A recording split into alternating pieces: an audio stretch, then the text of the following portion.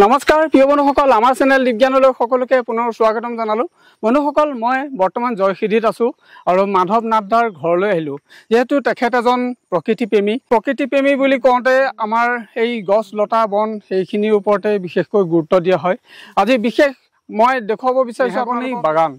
এখন মেহগনি বাগান আপোনালোকৰ সন্মুখত দেখিবলৈ পাইছে আৰু আমাৰ এই জয়খিদিৰে মাধৱদা তোমাৰ কাষলৈ আহিলো যেহেতু তুমি যথেষ্ট গছ দেখিছো তুমি মেহগনি গছ এ পুলি কিমান কৈ লৈছিলে মই আপোনাৰ যেতিয়া প্ৰথম বছৰ আনিছিলো 2021 এনেকুৱা দিনতে আৰু হয় তেতিয়া 40 টকাকৈ লৈছিল 40 টকাকৈ লৈছিলে এটা বয়স কিমান হৈছে ইয়াৰ গছৰ এটো এটা 3 বছৰ প্লাস হৈ আছে 3 বছৰ প্লাস হৈছে ন সদ্যহতে মানে মোৰ ঘৰত যিখিনি আছে সেইখিনি 3 বছৰ প্লাস হৈ আছে আৰু এইখিনিত আপোনাৰ 2 বছৰ প্লাস হৈ আছে হয় হয় এই গছজোপাৰ ইজোপা পৰা সিজোপাবলৈ কিমানটো ডিসটেন্স ৰাখিছে আপুনি মই 9 ফুট ডিসটেন্স স্কোয়াৰত লগাইছো হয় হয় এটা অকমান তালৈ যাব পাৰিম পাৰি হয় এতিয়া আমি তললৈ গৈ দেখুৱাম আপোনালোকক বেছি যাম পাৰি নলা আছে চাব এয়া চাওক এয়া গছ এয়া দেখিবলৈ পাইছে এ 3 বছৰীয়া গছ ন 2 বছৰ পাৰ হৈছে বুলি কৈছে 2 বছৰ এমাহমান হৈছে হয় হয় গছ ঠিক আছে 9 ফুট আছে ইজোপা পৰা সিজোপালৈ 9 ফুট আছে 9 ফুট আছে ন আৰু ইয়াত আপোনালোকে যতন ল'ব লাগে কেনে ধৰণৰ যতন ল'ব লাগে গছখিনি এই গছটো মানে ই নিজে সাৰ তৈয়াৰ কৰে আৰু নিজে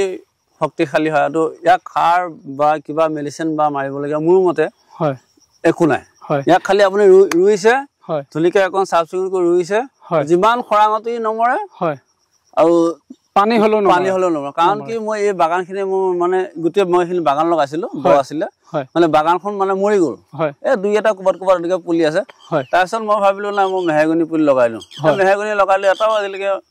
আজি 3 বছৰত যথেষ্টখিনি ডাঙৰ হৈছে হয় এইখিনি 2 বছৰ হৈছে 2 বছৰ ইমানখিনি হৈছে হয় হয় হয় ঠিক আছে আৰু মই শুনা পাইছো যে আমাৰ যেটো মটিন ব্যৱহাৰ কৰে মটিন বনাই এই গছৰ পাতেৰে দি বনাই বুলি এটো মই শুনিছো মই মানে আজি বেছি দিন হোৱা নাই তো মই ইয়াৰ লগত মিনিমাম জড়িত আপোনাৰ 3.5 বছৰ এটা হৈছে বুলি মই মনতে ভাবিছো কিন্তু ইয়াৰ 5 বছৰ মূৰত আপোনাৰ গুটি লাগে এই গুটিটো আপোনাৰ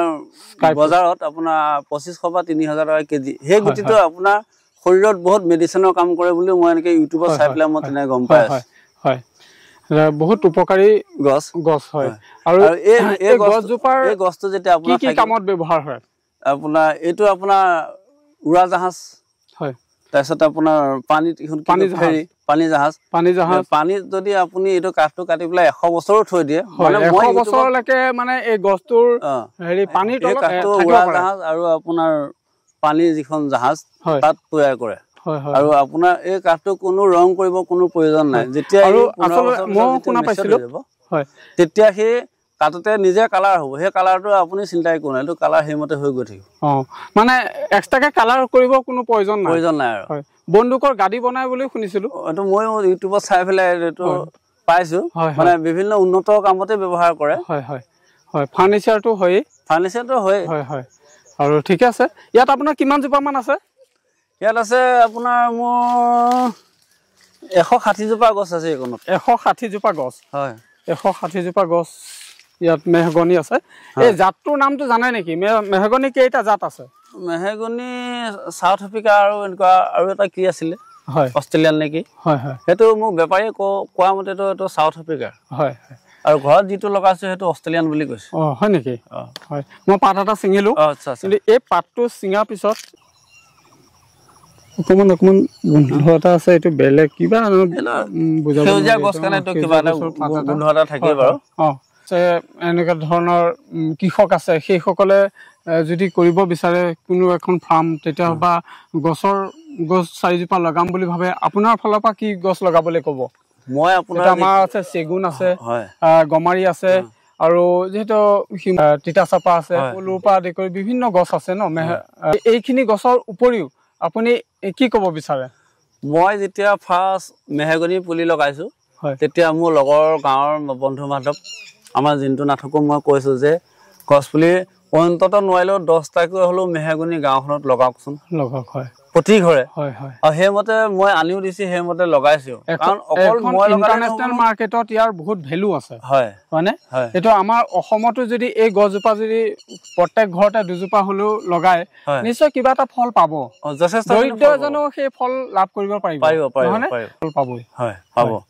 এতিয়া পুখুৰী কাণ আছে কাৰোবাৰ পুখুৰী কাণতো আপুনি লগাই থব পাৰে মাটিটো দ বা বাম বুলি এই গছটো মানে নিবিচাৰে যিকোনো মাটিতে হ'ব পাৰে আপুনি খালি লগোৱাৰ ওপৰতে কথা আৰু বিশেষ ডালো নাভাঙে নেকি গছজোপা ডাল নাভাঙে মানে চিধা চিধি যায় হয় দুই এটা ডাল ভাঙিব পাৰে কিন্তু বিশেষ একদম জোপোহা হৈ নাযায় গছজোপা হয় চিধা চিধি যায় ইয়াৰ হাইটটো কিমান মানকে হয় এনে মই জানাত আমাৰ ইয়াত 80 ফুট 100 ফুট এনেকুৱা হয় বুলি 100 ফুট 80 ফুটলৈকে মানে উচ্চতাটো হয় মিনিমাম 60 ফুট এটা মই ধৰি থৈছো খুব খৰাং হলে গছজোপা মৰি যাব নেকি বাৰু নাই নমৰে এতিয়া আপোনাৰ আজি এসপ্তাহ আগত যিটো ৰ'দ দিলে মোৰ গছ এজোপা পাত এটা চাওক আপুনি কতো কিন্তু এয়া লেংটা হৈ আছে গছটো মই লেংটা বুলিয়ে কৈছো দেই পাত নাই সেই লেংটা গছ বুলিয়ে কৈছো কিন্তু এই কিজোপা চাওক বুঢ়া পাত দিছে এনেকে আছে পৰি যোৱা নাই মানে হলেও মানে ৰসটো টানিছে মানে যিকোনো পৰিৱেশত এই গছজোপাই মানে গ্ৰোথ হয় ন এতিয়া চাওক এইটো নলা আছে নলাটোত এই পানী জমা হৈ যায় কিন্তু এই পুলিটো নলাটো বনাম বুলি ভাবি আছিলো কিন্তু বনাবলৈ মই সময় পোৱা নাই কিন্তু নলাটোতো পানী অহা যোৱা কৰি থাকে আপুনি চাওক কিন্তু আপুনি দীঘত আপোনাৰ 9 ফুট স্কোৱাৰ আছে 9 ফুট স্কোৱাৰ হয় ঠিক আছে আৰু মই জানিব পাৰিছো যে আপুনি ইয়াৰ উপৰিও ৰঙা চন্দন লগাইছে মই বিশেষ নকওঁ আজি আপুনি আমাৰ দৰ্শকসকলক কি ক'ব বিচাৰে মই দৰ্শকসকলক ভাল বুলিয়ে কৈছো হয়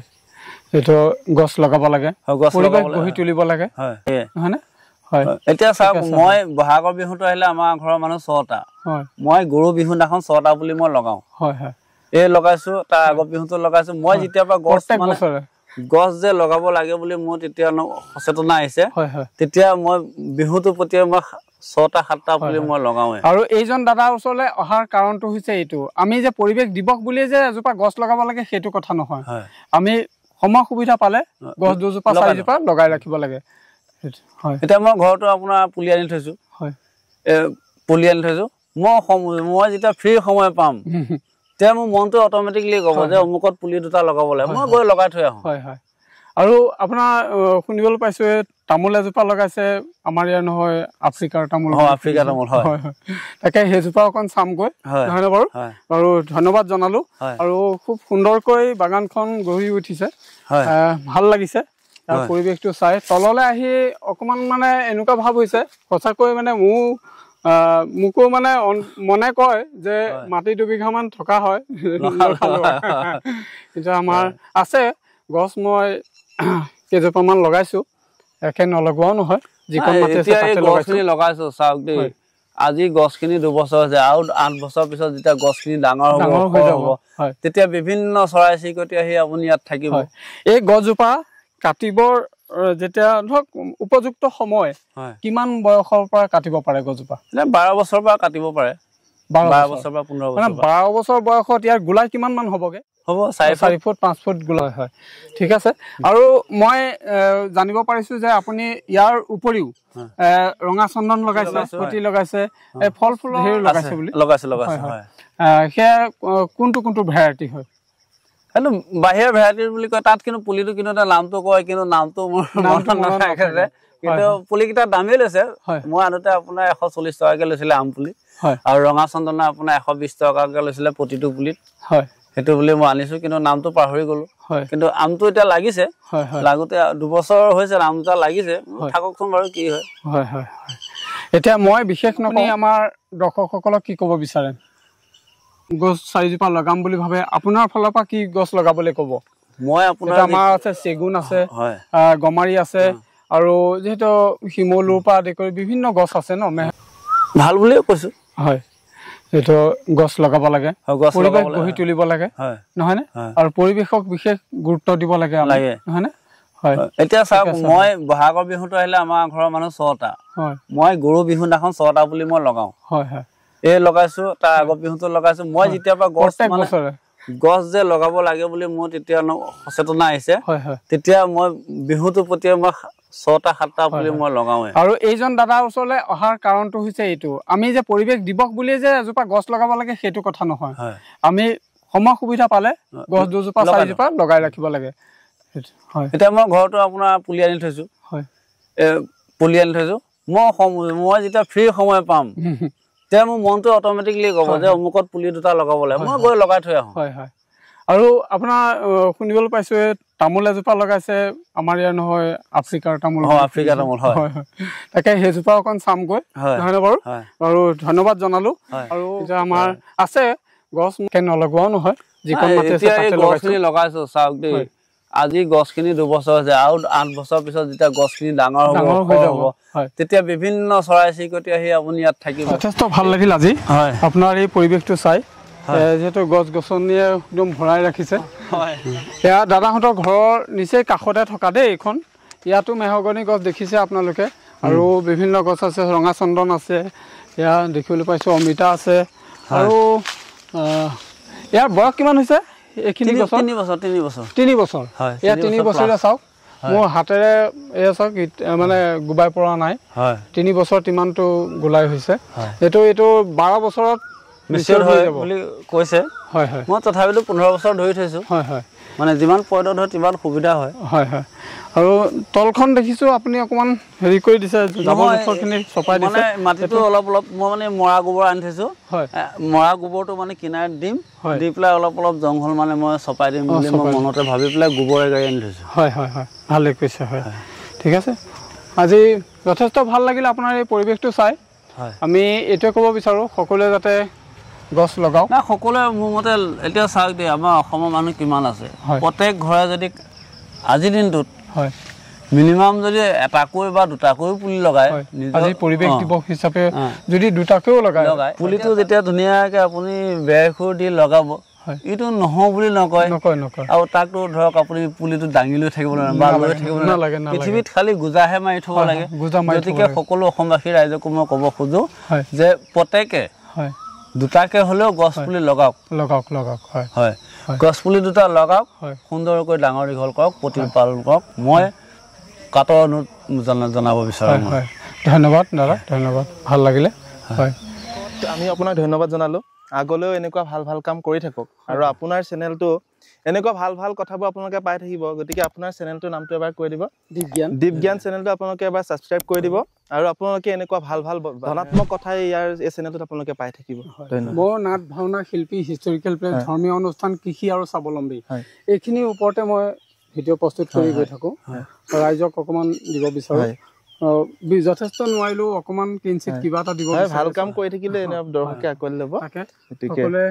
মৰম দিব আজি কেনেকুৱা লাগিলে আমাক লগ পাই ভাল লাগিছে বহুত ভাল লাগিছে পুনৰ এটা ভিডিঅ'ত লগ পোৱাৰ প্ৰতিশ্ৰুতিৰে সকলোৱে একেলগে জয় অসম